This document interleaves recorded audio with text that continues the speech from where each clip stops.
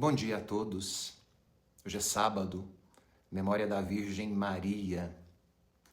Nós vivemos um tempo de profunda ruptura simbólica, nós bem sabemos disso. A modernidade líquida, como nos disse Bauman, esvaziou os arquétipos e desacreditou os mitos.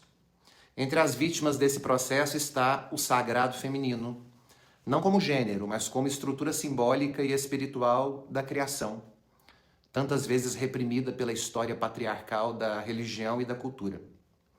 O que está em jogo aqui não é apenas o lugar da mulher, mas a alma da criação que clama por equilíbrio entre força e acolhimento, entre juízo e compaixão, entre logos e sofia.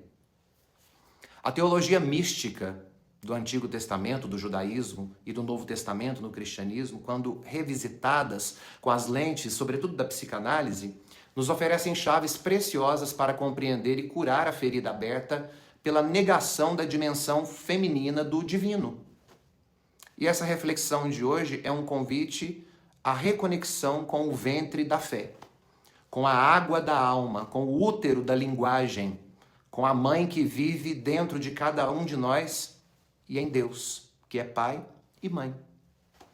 Na mística judaica, sobretudo quando nós estudamos os textos do Antigo Testamento, o feminino de Deus tem nome.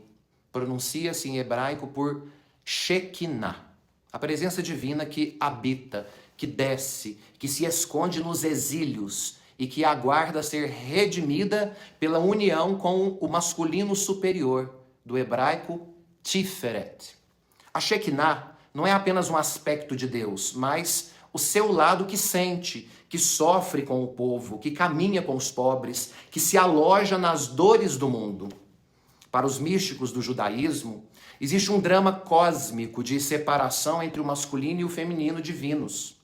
E toda a história da salvação é, na verdade, uma história de reconciliação desses dois polos, Shekinah, Tiferet. E aqui nós temos uma imagem poderosíssima. A criação está ferida porque o feminino foi arrancado do seu lugar. E essa criação só será restaurada quando houver a reintegração entre o princípio paterno e o materno, o juízo e a misericórdia. O exílio da Shekinah ecoa na alma humana. Como na mística judaica, a reconexão com o sagrado feminino é a chave para a plenitude espiritual, pois o ser humano não é apenas uma imagem de um Deus que é pai, mas também a imagem de um Deus que é mãe. E aqui nós precisamos compreender. Por isso que no Novo Testamento, a manifestação do sagrado feminino encontra-se na figura de Maria Santíssima. Aparece em Maria não como uma mulher idealizada, não, mas como a manifestação mais pura e divina da receptividade do mundo ao Verbo de Deus. Maria é a nova Eva, porque ela refaz o que Eva perdeu. Ela escuta, ela acolhe, ela gesta, ela entrega tudo que Eva não fez. Teólogos grandiosos perceberam em Maria Santíssima a forma pura da igreja. A alma humana no seu estado de abertura radical a Deus. Mas para além da dogmática, que pode ser confuso para a maioria de nós, a figura de Maria tem implicações psíquicas. Ela simboliza o inconsciente que se abre à transcendência, o lugar onde o Logos de Deus se encarna. Jung via na Virgem Maria um arquétipo da totalidade da anima mundi, anima, alma, mundi, do mundo. E a sua assunção ao céu como símbolo da reintegração do feminino ao divino. Negar Maria Santíssima é negar o feminino divino, que não quer competir com o poder, mas quer gerar o verbo. A reconexão com o sagrado feminino cristão passa por resgatar Maria Santíssima como mulher real e símbolo psíquico, espiritual e místico do inconsciente que se faz habitação do mistério de Deus dentro de cada um de nós. Historicamente, o sagrado feminino foi reduzido, eu diria, domesticado ou até mesmo excluído. As figuras femininas bíblicas foram apagadas, substituídas ou moralizadas. Quem fala das mulheres nas pregações? E na psique, o feminino como princípio receptivo, intuitivo, cuidador, criativo, útero, foi reprimido em nome da razão, em nome do poder e da produtividade. Freud apontou que a civilização exige repressão, mas Lacan foi além. Lacan mostrou que o sujeito se constituiu pela linguagem, que castra, que define e que exclui. A mulher, diz Lacan, não existe, no sentido de não haver um significante universal que a nomeie. O feminino, portanto, aparece como fora do sistema, como exceção.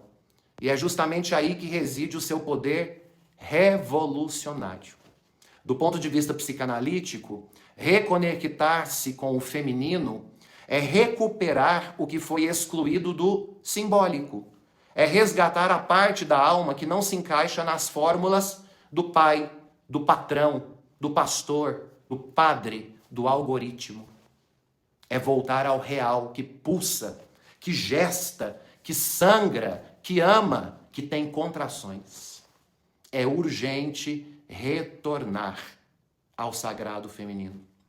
Nós estamos doentes por ausência do feminino.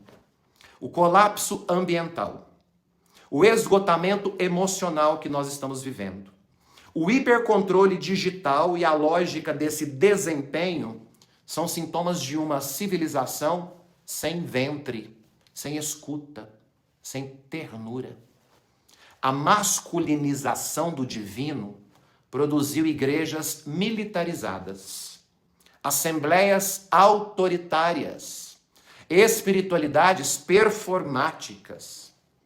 A reconexão com o sagrado feminino não é modismo, muito menos esoterismo ou feminismo. É uma urgência espiritual. É a chance de reconciliar razão e intuição, fé e experiência, transcendência e corpo. É resgatar o ventre como lugar de teologia, como lugar de oração, como lugar de psicanálise. E aqui nós precisamos entender que para restaurar o sagrado feminino, nós temos 3 vias. A primeira delas é a liturgia do ventre. Eu sempre digo isso nas homilias. Uma espiritualidade que envolva o corpo, o silêncio e a gestação interior. Rituais não apenas falados, mas sentidos. Os salmos, por exemplo, que choram, os cânticos que dançam. Depois, em segundo lugar, ou segundo caminho, uma escuta materna. O que é a escuta materna? Ser um lugar onde o outro possa nascer. Essa escuta, onde o outro pode ser ele, com reverência. Isso é um ato uterino. Nós, enquanto igreja, precisamos escutar menos como tribunal e mais como parteiras. E por último, um caminho maravilhoso, que é o aconchego simbólico. Reinserir nas narrativas da nossa fé as mulheres da Bíblia, tão esquecidas nos nossos discursos. As santas, as religiosas que sangraram e os seus nomes foram calados ao longo dos séculos. Seus nomes foram esquecidos. Onde estão os sermões, as homilias que ressaltam as mulheres? É preciso reensinar a humanidade a gestar Deus como Maria, como a Shekinah, como a alma em êxtase, mas também em dor. Para concluir, meus queridos, o feminino não pode ser uma moda. O feminino precisa ser uma mística. E aqui não se trata de feminizar a religião, mas de restaurar o equilíbrio dos símbolos. A espiritualidade que nasce só da mente é estéril. Espiritualidade de ideias ideológicas são estéreis. A fé que nasce do útero do mundo é fecunda. Reconectar-se ao sagrado feminino é abrir-se inteiramente ao mistério que ama no escuro, que gesticula no silêncio. e que gera o Cristo em cada tempo, no ontem, no hoje, no amanhã. E talvez seja no retorno à mãe, no retorno à Shekinah do exílio, no retorno a Maria Santíssima, no retorno àquela mulher do poço, no retorno à parte de nós que chora em segredo, que o mundo comece, enfim, a ser curado.